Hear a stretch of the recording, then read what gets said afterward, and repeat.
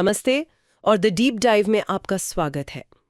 आज हम एक बहुत ही जानी पहचानी कहानी की गहराई में उतर रहे हैं, याकूब और एसाव की।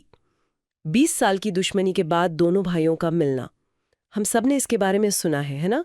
लेकिन क्या हो अगर ये सिर्फ एक पारिवारिक सुलह से कहीं ज्यादा हो? जी, और आज के हमारे जो स्रोत हैं, बेत इज़राइल इंटरनेशनल और गद्दी एफ्रेम नोट्स, वो इसी पर एक बिल्कुल नया नज़रिया पेश करते हैं। उनका कहना है कि ये कहानी असल में दुनिया के भविष्य की उद्धार की एक भविष्यवाणी है। भविष्यवाणी? हाँ, जो पूरी तरह प्रतीकों में छिपी हुई है। अच्छा, और मुझे लगता है इस पूरी गुत्थी की चाबी याकूब के उस एक वादे में है जो उन्होंने एसाव से किया था। बिल्कुल, जब तक मैं अपने स्वामी के पास सेईर ना आ जाऊं। हाँ, लेकिन वो तो कभी सेईर गए नहीं। ये वादा अधूरा क्यों रह गया? देखिए, यही से ये कहानी बहुत गहरी हो जाती है। स्रोतों के मुताबिक याकूब अपने जीवन काल में सेईर इसलिए नहीं पहुंचे क्योंकि ये मुलाकात भविष्य के उस युग के लिए तय है जब दुनिया में सच्ची सुलह होगी। अच्छा। यहाँ सेईर सिर्फ एक भौगोलिक जगह नहीं है, ये एक प्रतीक है अपरिष्कृत शक्ति का, भौतिक दुनिया का और आध्यात्मिक रूप से एक कठोर दिल का। संक्षेप में कहें तो ये एसाव का क्षेत्र है। अरे वाह, तो सेईर सिर्फ एक जगह का नाम नहीं बल्कि एक पूरी मानसिकता का प्रतीक है। ये तो कहानी को बिल्कुल नए तरीके से देखने जैसा है। इसका मतलब याकूब का वादा दरअसल इस भौतिक दुनिया को आध्यात्मिक रूप से बदलने का एक मिशन था। एकदम सही। और बेत इज़राइल इंटरनेशनल के अनुसार इस मिशन की शुरुआत उस रात के संघर्ष से होती है जब याकूब एक दिव्य शक्ति से लड़ते हैं। उस लड़ाई के बाद वो लंगड़ाते हुए निकलते हैं। यह लंगड़ाना सिर्फ एक शारीरिक चोट नहीं है, यह निर्वासन में इज़राइल की घायल आस्था का प्रतीक है। एक आध्यात्मिक संघर्ष जो एक शारीरिक निशान छोड़ जाता है। ये एक बहुत ही शक्तिशाली तस्वीर है। लेकिन क्या ये स्रोत उस घाव को भरने का कोई रास्ता भी बताते हैं?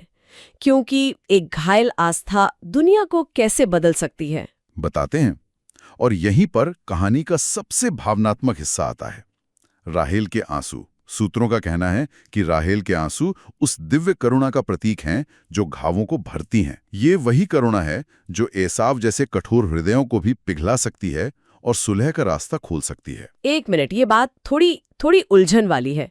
अगर एसाव भौतिक शक्ति और साम्राज्यों का प्रतीक है तो याकूब उनके सामने झुककर ये क्यों कहते हैं कि मेरे स्वामी आगे बढ़ें? क्या ये एक तरह से हार मानना नहीं है? नहीं, ये हार नहीं, बल्कि एक गहरी समझ है। गद्दी एफ्राइम नोट्स समझाते हैं कि याकूब ये स्वीकार कर रहे हैं कि इतिहास के एक लंबे दौर तक भौतिक युग पर एसाव का शासन रहेगा, जैसे साम्राज्य, तकनीक, सांसारिक शक्ति, ये सब दुनिया को तैयार करने के लिए। हाँ, दुनिया को एक खास तरह से तैयार करने के लिए जरूरी है ताकि आध्यात्मिक युग के लिए जमीन तैयार हो सके। याकूब का रास्ता धीमा और सब्र वाला है, जबकि एसाव का रास्ता तेज और जाहिर है। तो ये कहानी असल में जीत या हार की नहीं बल्कि परिवर्तन की है। ये इतिहास की एक लय है जिसमें पहले भौतिक विकास होता है और फिर आध्यात्मिक जागृति। बिल्कुल सही कहा। और अंत में लक्ष्य सद्भाव है, विजय नहीं। ये विचार एक बहुत पुरानी भविष्यवाणी से मेल खाता है जो नबी ओबादिया ने दी थी।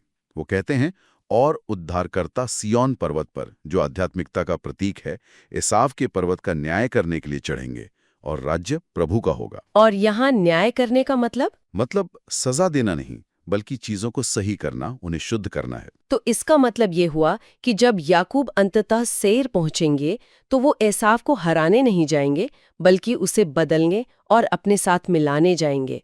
सेईर और सिय्योन यानी भौतिकता और आध्यात्मिकता दुश्मन नहीं रहेंगे बल्कि एक ही दिव्य प्रकाश के दो पहलू बन जाएंगे। हाँ, और गद्दी एफ्राइम नोट्स इस विचार को एक कदम और आगे ले जाते हैं। वे कहते हैं कि ये महान कहानी सिर्फ इतिहास में ही नहीं बल्कि हर इंसान के अंदर भी घट रही है। ये हर आत्मा की कहानी है जो अपनी असली पहचान, अपने दिव्य नाम की ओर संघर्ष कर रही है। तो ये हमें इस विचार के साथ छोड़ जाता है कि हमारे अपने जीवन में वो कौन सा सीढ़ी है जहां हमें संघर्ष को सुलह में बदलने के लिए पहुंचना है।